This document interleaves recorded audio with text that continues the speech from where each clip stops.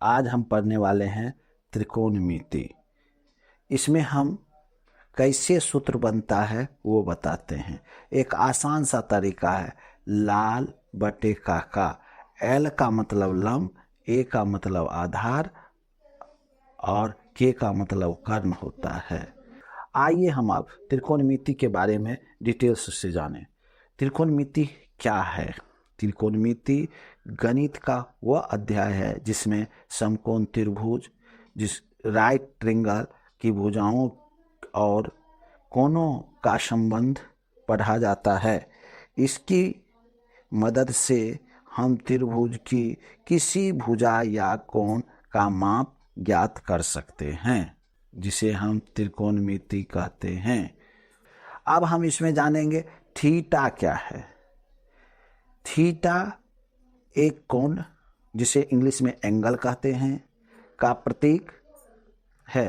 त्रिकोणमिति में जिस कोण के बारे में हमें प्रश्न हल करना होता है उसे थीटा से दर्शाते हैं। उसी थीटा को देखकर हम तय करते हैं कि कौन सी भुजा लंब है, कौन सी आधार और कौन सी कर्ण है।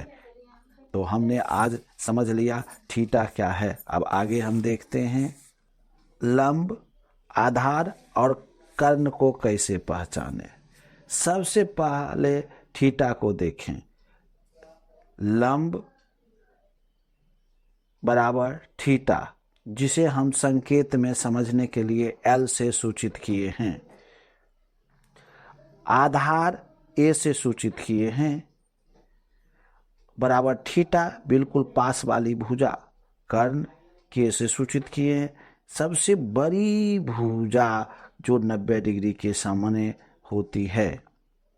अब हम याद रखें, थीटा बदलने पर लंब और आधार बदल सकते हैं, लेकिन कर्ण कभी नहीं बदलता है। अब हम देखेंगे लाल बटे का ट्रिक क्या है। लाल बटे का LAL, लाल की बटे के ए एक आसान ट्रिक है जिससे सभी त्रिकोणमितीय अनुपात याद रहते हैं। साइन थीटा बराबर लंब बटे कर्ण L बटे के, कॉस थीटा बराबर आधार बटे कर्ण A बटे के, टेन थीटा लंब बटे आधार L बटे A। इसी तरह हम आगे देखेंगे कि कॉसेक थीटा बराबर कर्ण बटे लंब, सेक थीटा कर्ण बटे आधार और कॉट थीटा आधार बटे लंब। तो इस तरह से हम जो है सो त्रिकोणमितीय, अब हम उसे सबसे आसान तरीके से याद कर सकते हैं। साइन बराबर L बटे के, कॉस A बटे के, टेन L बटे A, कॉस सेक के बटे L। उसका उल्टा हो जाता है, बाकी तीन जितने भी हैं उसका उल्टा कर देना है। साइन में जो है उसका उल्टा कॉसेक हो जाता है, कॉस का उल्टा सेक हो जाता है और टेन का उल्टा कॉट हो जाता है। उदाहरण के लिए, यदि किसी त्रिभुज में लंब 3 और आधार 4 हो और कर्ण 5 हो तो हम उसे इस तरह से लिख सकते हैं। साइन थीटा बराबर 3/5, कॉस थीटा बराबर 4/5 और टेन थीटा बराबर 3/4।